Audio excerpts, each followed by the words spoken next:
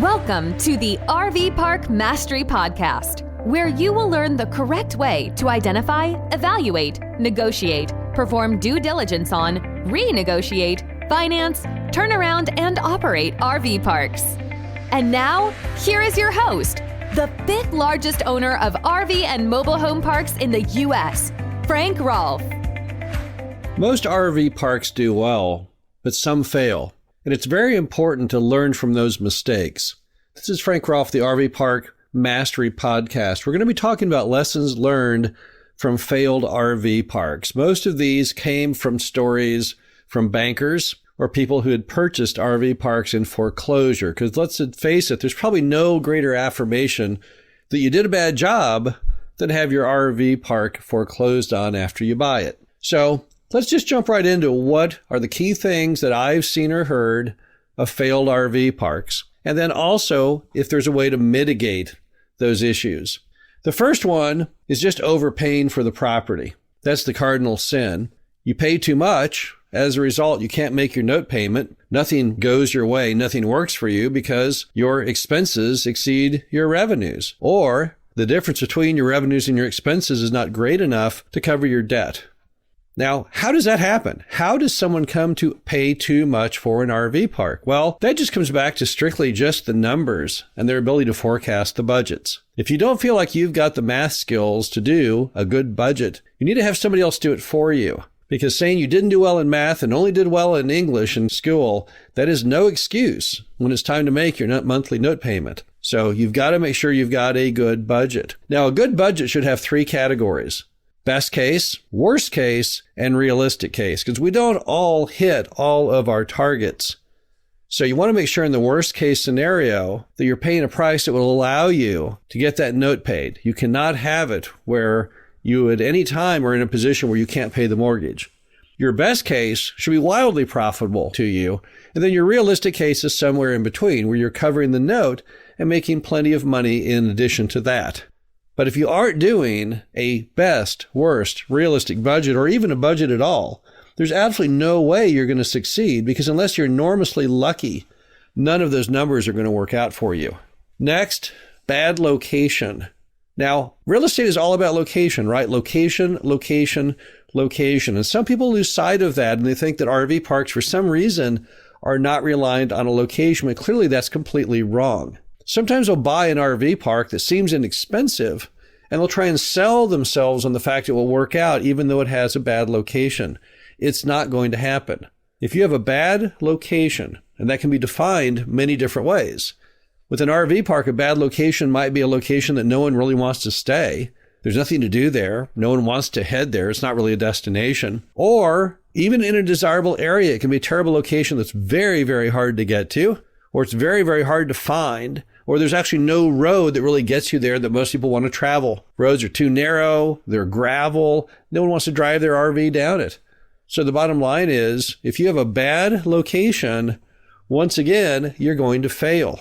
And no, there really isn't a way to mitigate that one. Unlike the budget, where, yeah, you can do better financial planning to make sure you pay the right price. There's no way short of digging up the land with some kind of giant helicopter and moving it to a better location, you can solve location. So location, if it's bad, pretty much you shouldn't be buying that RV park. No way that's going to work.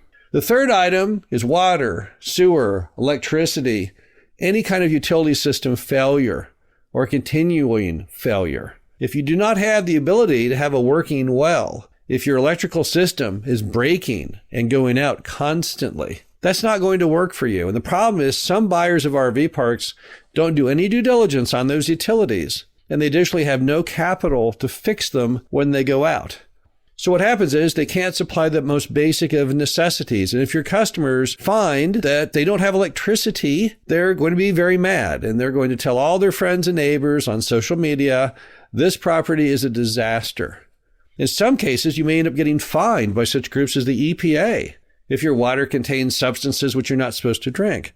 So the bottom line is you've got to, in due diligence, make sure that all of your utilities are in good working order. And if you find out that they're not, yes, you can mitigate it, but you're going to have to budget accordingly. You're going to have to drop the price enough to put the capital in to fix them. And you also have to make sure during due diligence that you can fix them. And typically you can. It's just a matter of money. But again, if you don't budget for it, you won't have the money to fix it. And then you'll be saddled with a failing RV park that just won't get any better. Next, bad management. Now, what's bad management in an RV park? Well, I think you know what that would mean.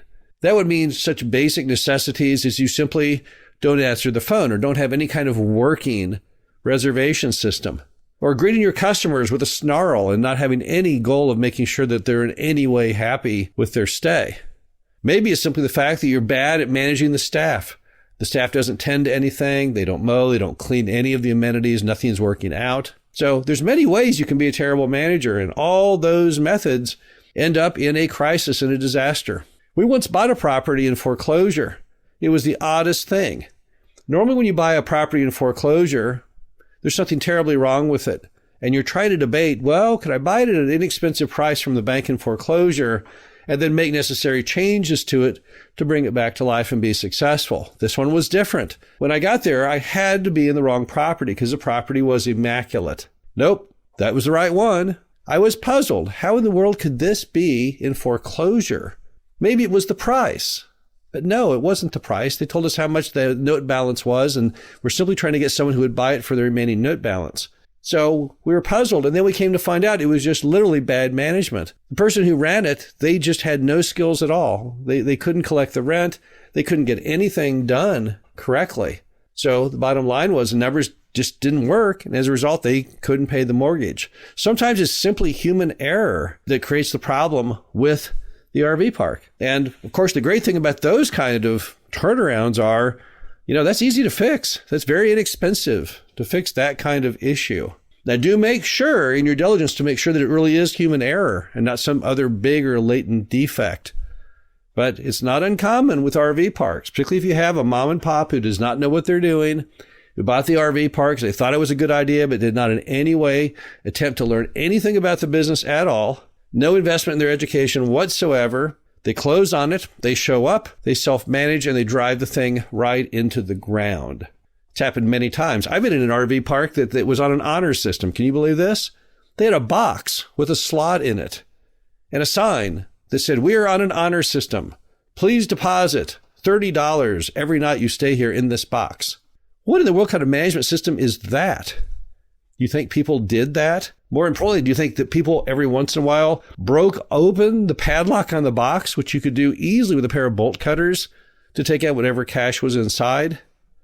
These are all ideas that probably someone thought at the time was sheer genius, but sure isn't going to make it possible to pay the mortgage when there's no cash in the box. Finally, environmental issues. Now, environmental issues are tricky. A lot of people don't even realize what they are. But let me give you some examples we've seen over the years. We've seen such issues as a property built on a landfill. Can't do that. You can't have a property on top of a landfill. We've seen properties that have buried gas tanks. Why? Because the RV park at one time had a gas station in it or some way to sell gasoline along with food items and things. And it was never successfully removed during that big gas tank removal program they had back in the 70s. Sometimes mom and pop decided to go ahead and bury their trash on site. Well, that created a landfill once again. Sometimes properties are right next door to other toxic sites, and there's leaching of whatever the toxicity is in that site into your property, which again makes it impossible to run as an RV park. Now, this one's easy to solve. Thank heavens. It's called a Phase 1 environmental report. So basically, you have a certified engineer, environmental engineer, go out to the property, and they look it over. They take pictures. They look at maps of other underground buried toxic things to see what the radius is and how much leaching there might be. They even look at aerial photos of the property from years gone by to see how it's morphed over the years, to see if there was any sign of any environmentally unfriendly use since construction or even before. They then give you a Phase 1 environmental report that either gives you a thumb up that it's clean or a thumb up that it's dirty. If you fail the Phase 1, you then do a Phase 2 to try and figure out how bad the problem is, followed by a Phase 3 on how to clean it. The key, though, is if you do these environmental reports, it's like a get-out-of-jail-free card, because if they later find out there's an environmental contamination and you were not told that, you can then go against the environmental engineer's insurance, which will hopefully pay to clean it. Most of the time it does.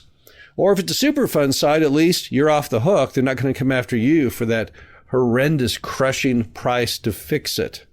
So there's another one that you can fix, but has on occasion ruined the career of an unwitting RV park owner. The bottom line is that most of the issues that ruin RV parks, they can be solved through good due diligence. And hopefully this list will get you off on the right foot for that. This is Frank Rolfe, the RV Park Mastery Podcast. Hope you enjoyed this. Talk to you again soon. Thank you for listening to the RV Park Mastery Podcast. Be sure to visit us at www.rvparkmastery.com, where you can learn the correct way to identify, evaluate, negotiate, perform due diligence on, renegotiate, finance, turn around, and operate in RV parks.